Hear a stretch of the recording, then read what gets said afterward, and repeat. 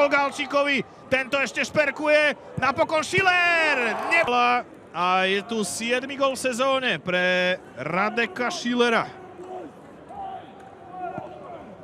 Rodák z Neratovic nedaleko Mnielníka to dostal ešte na podnose od Galčíka, aj keď pomaliť, ale nemôže teraz trenčianska defenzíva, lebo Galčík opäť zakombinoval so Schillerom. A Schiller a 0-2.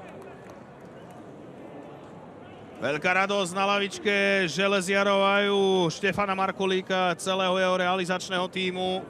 Je vlny Sanusi, Kolmica na Schillera, takže by hat-trick do polčasu, je to tak!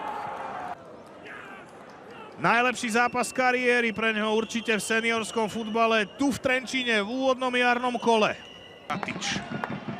Schillerová pravačka, mekučka panenkovka.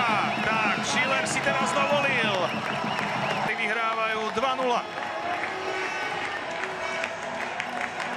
Technickým podkopom podobral tú loptu, nech 16.